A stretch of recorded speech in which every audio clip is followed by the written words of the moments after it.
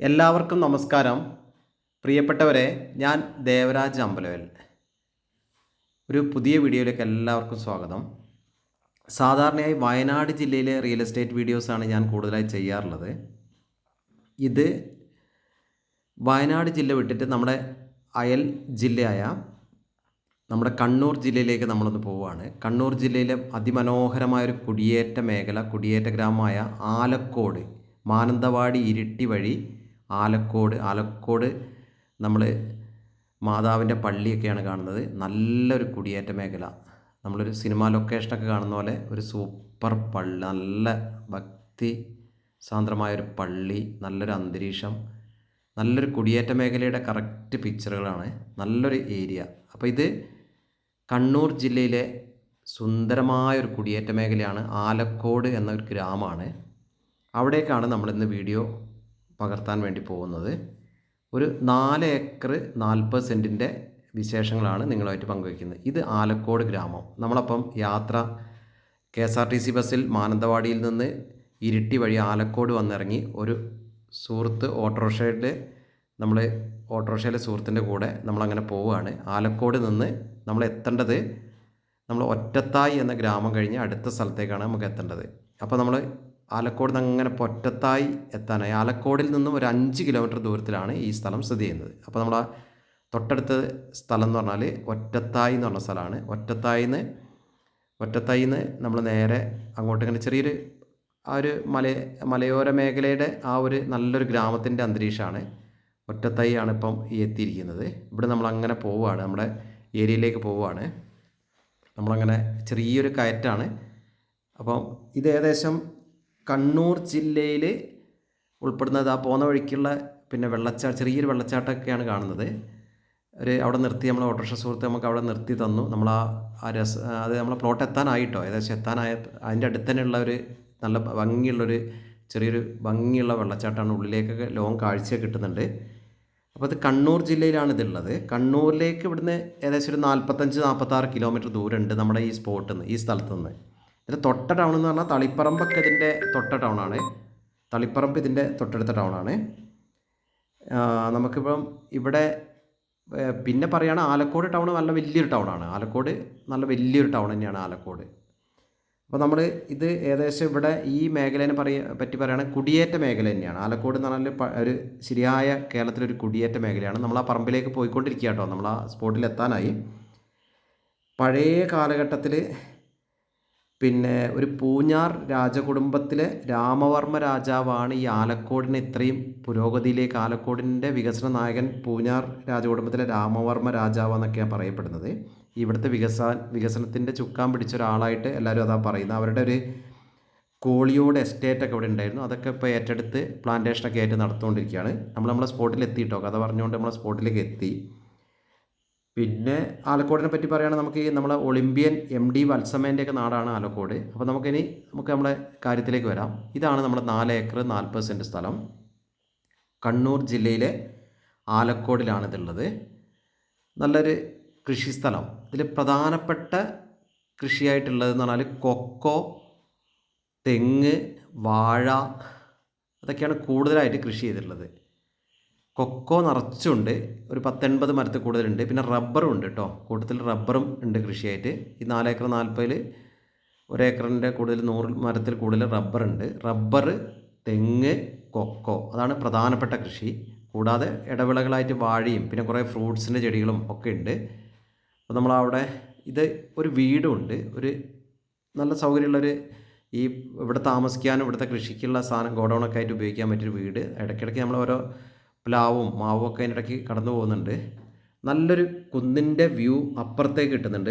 ഇത് നമ്മൾ ഇപ്പം നടാൻ വേണ്ടിയിട്ട് കുറച്ച് തെങ്ങിൻ തൈകളൊക്കെ തയ്യാറാക്കിയിട്ടുണ്ട്. അടുത്ത സ്റ്റെപ്പിലേക്ക് വെക്കാൻ വേണ്ടിയിട്ടാണ്. അതിനുവേണ്ടി താഴെ കുറച്ച് ഭാഗം ക്ലിയർ ആക്കിയിട്ടുണ്ട്. വാഴ നിറച്ചും കാണുന്നുണ്ട്. അപ്പുറത്തെ കുന്ന് നല്ലൊരു വ്യൂ ആണ്.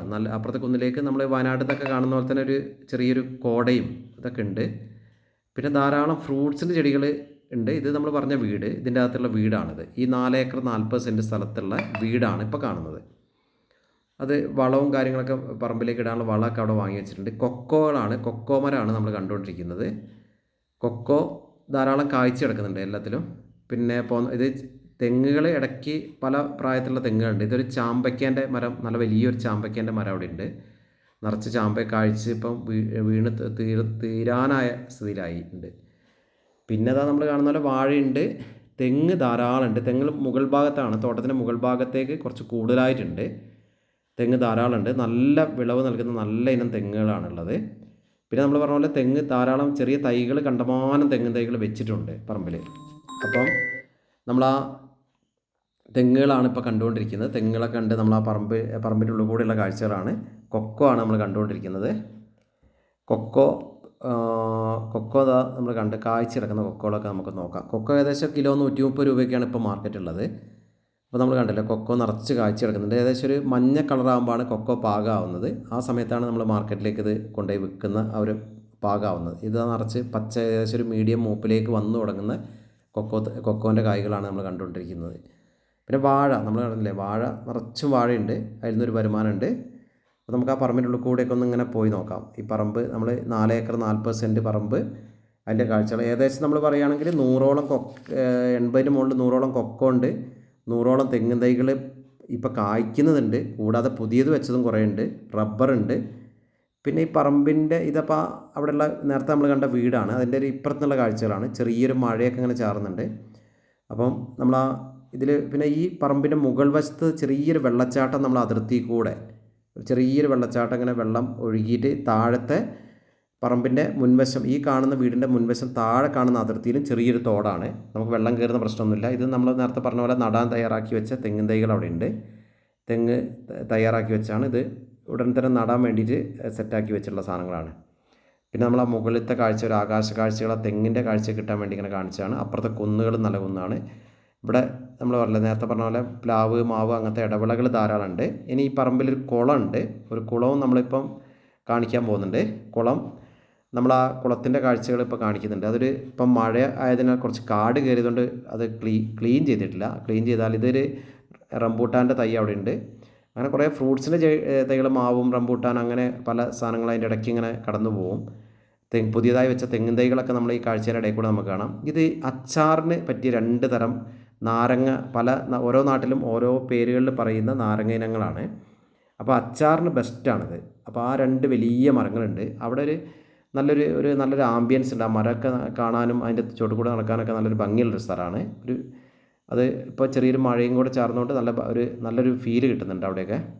അപ്പോൾ നമുക്കത് ധാരാളം പിന്നെ വിൽക്കാൻ പറ്റുന്ന സൈസ് തന്നെയാണ്. ഇപ്പോൾ നമ്മൾ ആ ബേക്കോട്ടുള്ള കാഴ്ച ഞാനൊന്ന് കാണിക്കുകയാണ്. ഇപ്പോൾ നമ്മൾ ആ ബേക്കിലേക്കുള്ള കാഴ്ചകൾ ഇങ്ങനെ കാണിക്കുകയാണ്. നമ്മൾ നേരത്തെ പറഞ്ഞ മരത്തിൻ്റെ ഓറഞ്ചല്ല, നമ്മളൊരു അച്ചാറെടുത്ത നാരങ്ങയാണ് ബേക്കിൽ കാണുന്നത്.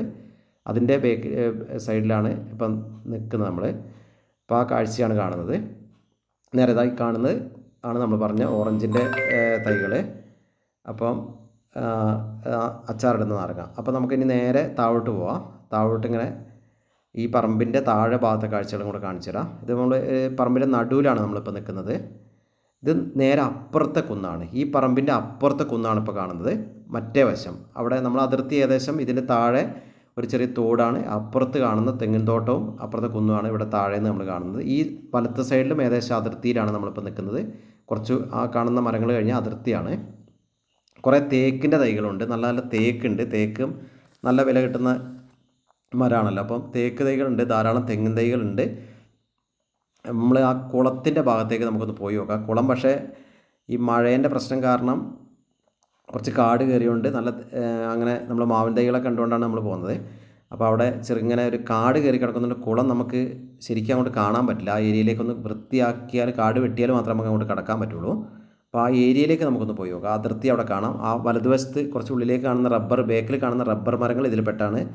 ചേട്ടനൊരു കത്തിയെടുത്ത് വാഴേൻ്റെ ഒരു ഇല വെട്ടിയെടുത്ത് സൂപ്പർ ഒരു കുടയാക്കി മാറ്റി. പഴയ കാലത്ത് നമ്മുടെ നാട്ടിലൊക്കെ ഉപയോഗിച്ചിരുന്ന റെഡിമെയ്ഡ് കുട ഇതാണ്.